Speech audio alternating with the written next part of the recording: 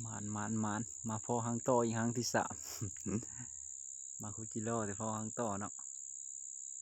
เอาไปก่อนแล้วพี่น้องไอ้2หางนี่เป็นเจออีกหางที่สามเจอของแท้ตลอดนะแถวนี่เด็กหางนี่ก็โมไม่นน้อยเนาะพอถือว่าใหญ่พอสมควรหางนี้ก็ถ้ารอรุ่นนำกันเด้อพี่น้องเด้อบัดเอาลงมาสีใหญ่สีมากหรือบ่มากก็ถ้ารุ่นนำกันเด้อเขาไม่เดือนปีนึงอยู่ภาษาคือเก่าเนาะแคมภาษาคือเก่ามันนี่ใครชิดแห้งทางที่2อยู่หิมเนาะทางนี้ใกล้ชิดแห้งเลยล่ะเดี๋ยวคือแต่งตั้ง เด็รอบข้างเนาะ ได้ยาเป้าไฟเข้าไปปิดเอาสิเห็นนั่นโตอยู่รอบข้างก็คือเป็นภาษาทั้งหมดเนาะงาน3คนคือเก่าพี่น้อง แล้วกินยังไง แต่เปลี่ยนคนนึงเนาะ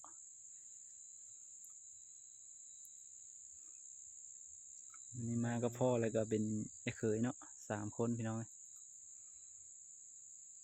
มันเป็นก่อนมันก่อนที่มาเนี่ยมันเป็น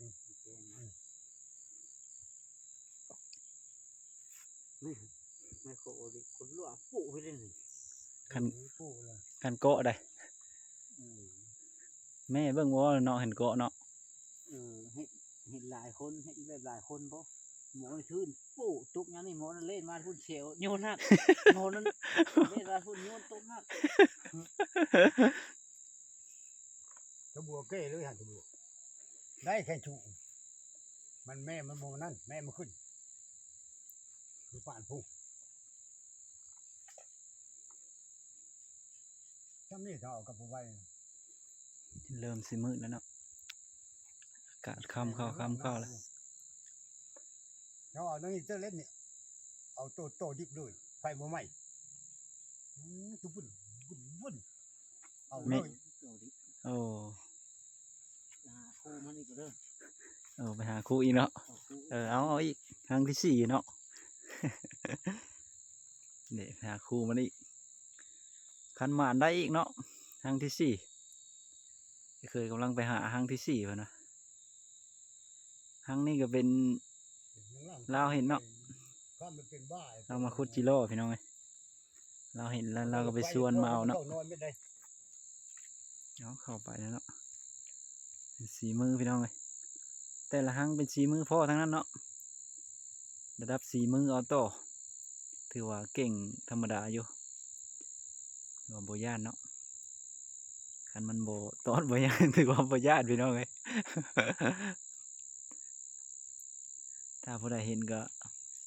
เข้ามาเล่นโจ้นี่ก็ได้บ้านหากโบกล้าเอาก็ติดต่อมาทางนี้ได้เด้อกันว่าอยู่ไกลอยู่อย่างกันอยู่ไกลก็โย่โบกล้าไปเลยเนาะ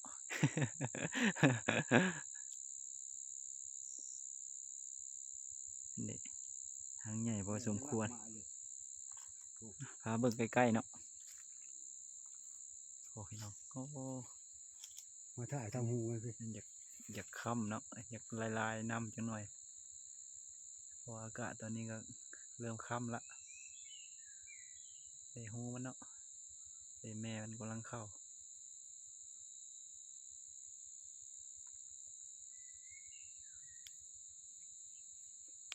เปิดไฟน้ำบ่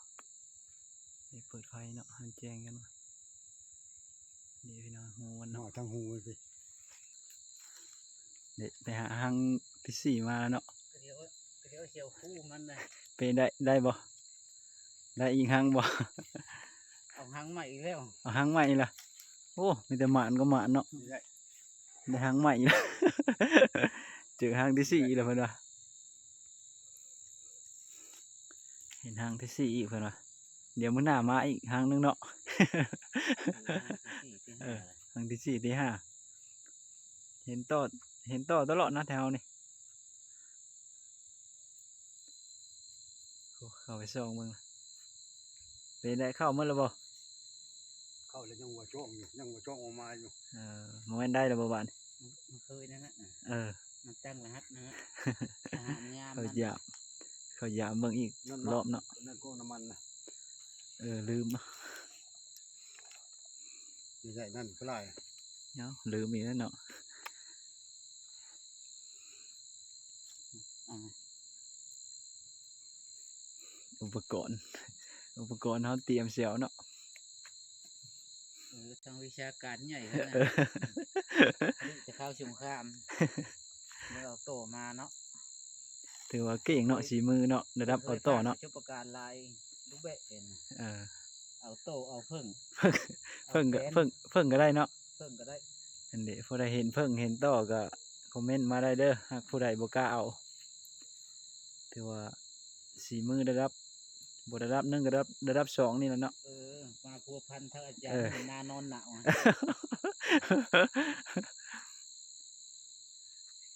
ถือว่าพอแล้วอยู่เนาะต่อมาเด้อทีมงานแถว2-3 คนพี่น้องเลย บริษัทน้ำดื่มนะ โอ้เฉพาะเชื่อเนาะเข้าไปเลยพี่น้องเลย ระดับสีมือเนาะสีไม่ใช่ไม้เลยนะ แม่ยังมาอยู่ เอาไม้นะพอมันใกล้โพดมือเอาไม้เยอะหน่อย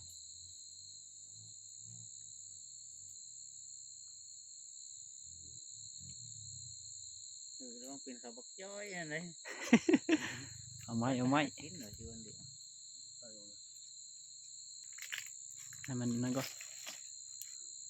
เอาไม้นะไม้อันนั้นจะ ได้ไม้มันนั่นมันบุกเข้า เถอะ เอามือกันเนี่ย เอามือแล้วเนาะ กี่เดียวกล้าเขายอมเนี่ยเขาไปอันนั้นเห็นไม้เยอะเขายาวๆเนาะเว้ยเอามือบุเข้ามันไกวน้ำได้นะเอามือคุ้มก้นมันนะได้ละดีพี่น้องไกลละเริ่มสิบได้ยินเสียงแล้วเนาะประมาณ5 นาทีพี่น้องบุเกิน10เนาะประมาณเด็กกำลังทีมงานเรากำลังเอาเนาะเด็กตัวบุเกิน10 นาทีเนาะแม่มันสิน็อกเนาะวิธีเอาของเขาละน้ำมันอีสังเลยน้องเด้อมันอีสังจุ่มใส่นั่นเนาะเด็ก อย่าไปคนแก่ โอ้เอาง่ายๆพี่น้องเลยโอ้ นั่นบ่มั่นใจแล้วบ่นะ ผู้ทางแม่ ตายครับแล้วบ่นอกครับแล้วบ่แม่มันนะ ยังจะช่วยอยู่ เมาได้อเนาะคอยเสียงเนาะก็ชวมใช่เป่าแล้วหรือเปล่าเนาะ เนี่ยยังมาเดี๋ยว โอ้ออกมาแล้วแม่นะ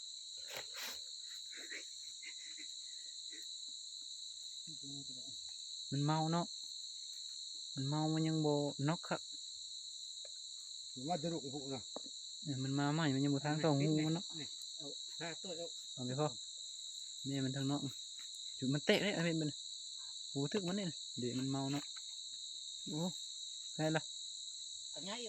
ยิ้มนั่นนี่ยิ้มแม่มัน แม่มันอยู่นี่นะแม่มันทาง เอามายิ้มนะนี่ เอาพ่อ หัวบ่หัวทางมันเนาะ เอาจุ่มไปไล่ไปเถอะเอาจุ่มไปไล่ไปท่าเลยอะ บ้านนี่ นี่ จะหมายไหมล่ะ สิเนาะ เตรียมใส่ละ นี่เสียง โอ้ดูเว้ยนี่ยังคือบินวื้อเลยนะอ๋อเตอะเอาเดี๋ยวบอลนั้นเนาะเอามาจุอยู่นอก แม่มันมาตายครับเด็ก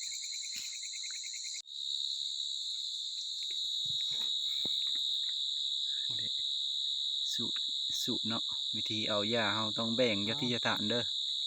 ประแดงโตนะบ่นเงินกี่ตูนั่นแหละการจุได้แล้วบ้านนี้กันให้กี่ตูมาพบมาติดเด้อถือว่าเมื่อหน้าก็ให้เบิ่งแงงเลยเนาะลูกหลานเงินนาชานหมอจิตหมอไข่ให้อยู่ดีไม่แห้งไปทางใต้ก็ให้ผู้ช่วยเฮือไปทางเหนือให้มีผู้ช่วยช่วยโลช่วยเงินช่วยทองให้มาชุมันหมาดแล้วถึกเละถึกหวยชื่อมืออื่นมาฮือโตไปโอยมาถึกเละถึกหวยทางเจ้าที่เจ้าฐานพวกเอามาคบมากินได้เด้อเมื่อหน้าอย่าว่าบ่ยังเมื่อหลังอย่าว่าบ่เลี้ยวได้กินเลี้ยวกับมือหอมือหงให้อยู่ดีมีแห้งเม็ดหมูเม็ดชุบนี่แหละเนาะ ผู้ไปมานำกันน่ะ เฉพาะ ให้ ทีม ถึง งาน เลขถึงโหยให้รวยเงินรวยทองเงินบ้านให้ไหลมาเงินดอลลาร์ให้ไหลเข้าเด้อเทวดุษอยู่ชั้น5เทวดาอยู่ชั้น4ธรณีอยู่พื้นให้มาค้ำช่วยชูผู้ฆ่าตน ให้ถึงเลขถึงหวยแน่เนาะ ถึงเลขถึงโหยแน่ ทุกคนเถอะทีมงานแล้วเนี่ย เข้าไปวิดีโอชิ้นเข้าไปเองเนาะ มาฮอดเทียงพอดีบ่ายเนาะเดี๋ยวรอรุ่นนำกันเด้อจะเอาลงมามันสิมากบ่เนาะกับข้างก้อนไฟยิไปไฟเนาะไปสิมากกว่าไฟ ก็อยากจะหัวอยู่พุ่ง ครับ มันนั้นบ้าง พี่มาเบิ่งตัวโตนี่พระเฒ่าเอาเนาะผมพระเฒ่าเก่งเด้สีมือระดับ1พระเฒ่าบอก ยันมันครบ ยันมันครบโอ้หมอน้อยนี่ยันโตแต่หมอน้อยนี่ มาข้อคนนี้ได้นัก เป็น โอ้ตัว โอ้ยพวกนี้มันโอ้ไปแล้วโอ้มา โอ้โอ้หมอน้อยนี่ยันโตแท้หมอน้อยนี่เหรอ ยันโตกันเอา ฮะลูกมันกินบ่บ่กินนี่ลูกมันก็โอ้ลูกมันบ่กินให้หรือเปล่ากินอยู่เนาะหรือเปล่ากินเด้อบ่ให้อย่าตะกอบเนาะให้หรือเปล่ากินเนาะ ยัน กินบ่คือบ่กินเนี่ย กินตัวนี้ กินตัวใด กิน แน่ยากละบาด กินบัวไหนกินบ่ละกินน้อยนึงเนาะให้หรือเปล่าเอาหลายเนาะ อืม นั่นไงบ่ตัว กูได้ขาเข้าก้องแล้วจะกิน บ่ธรรมดาเนาะมาเด้อมาเด้อผู้ใดอยู่ใกล้เด้อหาเครื่องหอมหาหยังมาก้อยก็ได้ผู้ใดอยู่ใกล้ยันแต่บ่ทันละยันหมดก่อนเนาะ ตัวนั้นเดี๋ยวเอาให้ไผ่ผู้เชี่ยวผ้าล่ะ ให้ไอ้ก๊อบเดียวเอาบ่ไอ้ก๊อบ ติดเต่าลง ไอ้ก๊อบเอาบ่ ก็ รอบที่3ได้ประมาณนี้เนาะถือ เนี่ย พอ